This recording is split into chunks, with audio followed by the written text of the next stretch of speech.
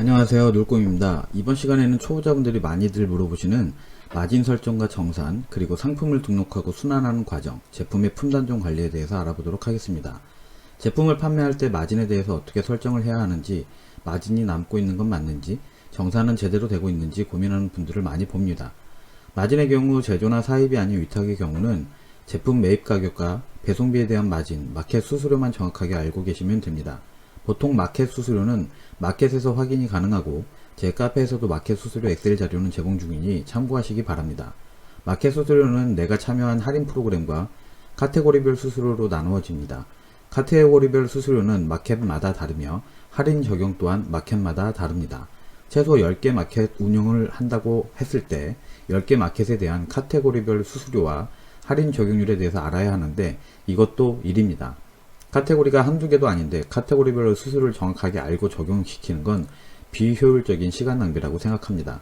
마켓에서 최대 수수료가 얼마인지 계산해서 최대 수수료를 일괄적으로 적용시키고 할인율 또한 최대 할인율 기준으로 계산을 해서 거기에 내가 얻고자 하는 최소한의 마진을 더해서 계산한다면 역마진이 나거나 정산이 제대로 되고 있는지 신경 쓸 필요가 없습니다. 다만 얼마를 팔았고 얼마가 남았는지에 대한 어느 정도의 데이터는 가지고 있어야 번 돈이 얼마나 되는지, 얼마나 생활비로 써도 될지가 파악이 가능하므로 그날 판매건에 대한 정리는 필요합니다. 매일 장부를 기록하고 정산이 들어왔을 때 최저 마진율을 정해서 세금 내야 할 부분을 일정 부분 쌓아놔야 하고, 제품은 지속 구입해야 하므로 정산 금액의 일부만 생활비로 빼서 사용하고 나머지는 제품 구입 자금과 함께 지속적으로 쌓아가야 합니다. 예를 들어 저는 보통 마진을 17%에서 20% 정도 설정해서 판매를 하고 있기 때문에 정산이 들어온 금액의 15%는 생활비로 빼고 나머지 금액은 전부 매입자금 통장에 입금하고 관리합니다. 그렇게 하면 부가세나 종합소득세 낼 부분도 쌓여있기 때문에 추후에 세금을 내더라도 매입자금에서는 손을 대는 경우가 발생하지 않습니다. 구분 없이 되는 대로 사고 빼서 쓰게 되면 관리도 안되고 벌었는지 뭘 할 건지 나중에 흐지부지 없어지고 맙니다. 마진을 설정할 때는 제품 가격만 마진을 설정해서는 안됩니다. 꼭 배송비에 대한 마진도 계산해서 제품 가격에 더해줘야 합니다. 100원짜리 제품도 보통 3,000원의 배송비가 발생하게 되는데 판매 금액은 3,100원인데 제품 가격이 100원에 대한 마켓 수수료 할인율 마진만 설정해서 판매를 하게 될 경우 결국은 정산받게 되는 금액은 예를 들어 120원이라고 봤을 때 배송비 3,000원을 더하면 3,120원인데 이럴 경우 내가 제품을 구매하기 위해 들어간 매입 금액은 3,100원으로 계산을 해보면 마진율은 1%가 안되게 됩니다. 제품 가격이 어느 정도 돼서 제품 가격의 마진이 배송비를 넘어간다면 모르지만 저렴한 제품의 경우에는 마진율이 본인이 생각하고 정했던 마진율보다 훨씬 적게 됩니다. 그러므로 항상 제품 가격을 결정할 때 상품 가격에만 마진과 마켓 수수료 할인을 적용할 게 아니라 배송비에 대한 마진도 감안해서 계산해야 합니다. 역마진에 대한 문의도 많은데 대부분 역마진의 경우는 유료, 무료 구분을 할 경우 많이 발생합니다. 유료로 등록해야 하는 제품인데 무료로 등록을 하면 저렴한 제품의 경우는 무조건 역마진이 발생됩니다. 또는 정상적으로 잘 등록했음에도 불구하고 프로그램이나 도매처에서 품단종이 이루어지지 않아 가격이 인상되었는데 적용이 되지 않았을 경우에도 발생됩니다. 제품을 판매한다는 것 자체가 수많은 경우의 수와 계산을 해야 합니다. 그 속에서 꼭 필요한 일인지 정말 중요한 일인지를 판단하고 우선순위에 맞춰서 진행해 나가셔야 합니다. 머릿속으로 생각만 하고 진행을 하지 못한다면 그대로 멈춰 있게 됩니다. 먼저 해야 할 우선순위를 정해서 일을 해 나가고 지금 당장 중요한 일이 아니라면 굳이 그 일로 머리 쓰고 신경 쓰지 말아야 합니다. 정산의 경우 정산 금액의 일부를 생활비로 빼고 나머지는 다시 제품 구입하고 일부는 세금 용도로 누적시킵니다. 다음으로 상품 등록에 관한 내용입니다. 이전 대량 등록 프로그램 선택 영상에서 저는 이셀러스와 플레이어토를 선택하였다고 말씀드렸습니다. 다팔자나 스피드고는 무료인 대신 상품 등록 실패나 프로그램 오류가 잦고 처음에는 아무것도 모르니 공짜니까 좋다고 쓰지만 시간이 지나고 어느 정도 이 시장에 대해서 알게 되고 되면 절대 무료 프로그램은 사용하지 않게 됩니다. 다팔자나 스피드고에 관련된 자세한 문의는 오너클랜이나 도매매에 문의해 주시기 바랍니다. 저는 기본적인 사용 방법에 대한 설명만 드리는 거고 이외의 오류나 문제들은 제가 해결할 일도 아니고 무료 프로그램은 아직은 워낙 문제가 많습니다. 이셀러스는 통화도 잘 되고 문의하기가 쉽고 아주 기본적인 환경 설정만 초반에 사용 방법이 필요할 뿐 이후 작업을 하면서는 이셀러스 콜센터에 문의하면 전부 해결 가능합니다. 물론 콜센터 근무 시간이 아닌 경우에는 누군가에게 물어봐야 하겠지만 어쨌든 기본적인 프로그램에 대한 문의는 콜센터에서 해결이 가능합니다. 플레이어토는 콜센터 연결은 안되고 1대1 문의로 해결해야 해서 초보자에게는 조금 불편할 수 있습니다. 그래도 프로그램은 오래되고 규모도 이셀러스보다 크며 일단 등록 가능한 마켓 수가 굉장히 많습니다. 다만 사업자가 많으면 가격이 너무 비싸져서 모든 마켓을 전부 사용하기는 어렵습니다.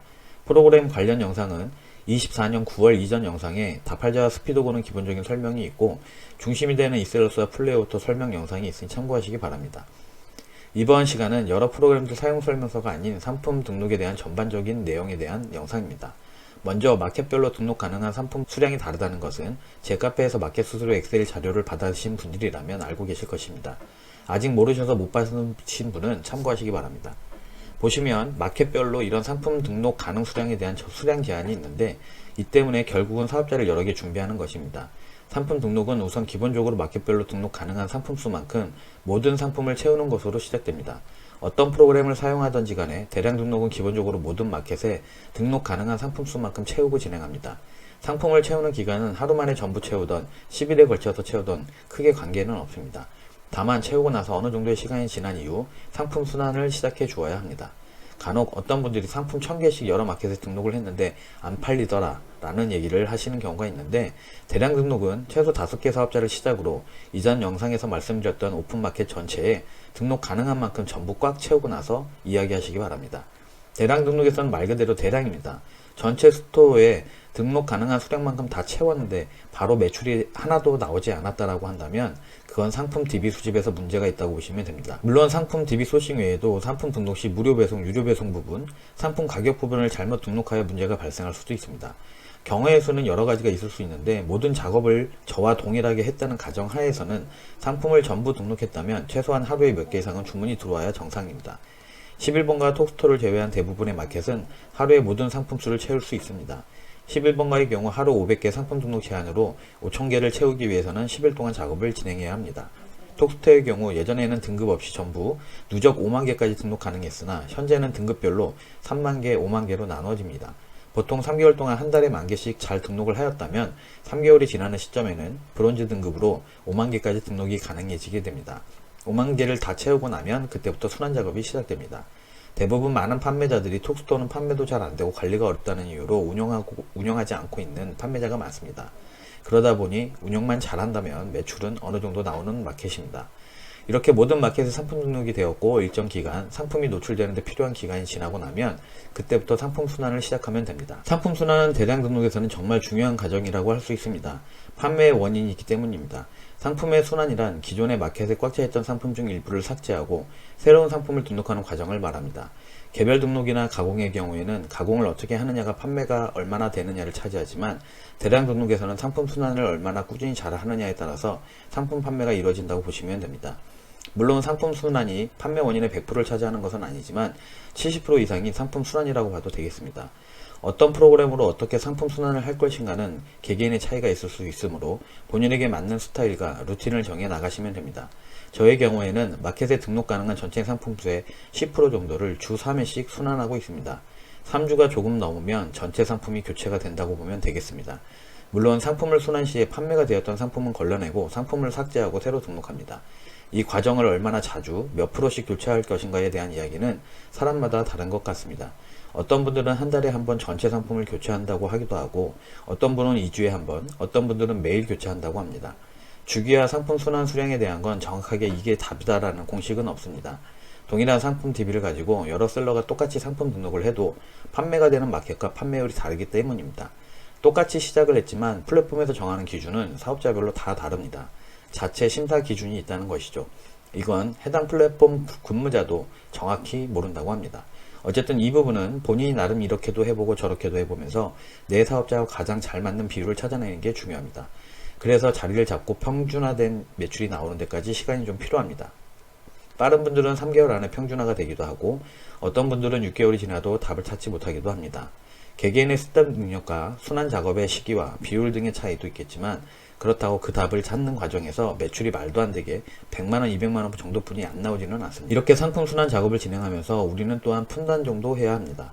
유통금지, 품절, 단종, 가격 인상, 배송비 인상 등의 제품들을 걸러내야 하는 작업입니다. 이 과정을 정말 쉽고 편하게 해주는 게 다팔자와 스피드고입니다.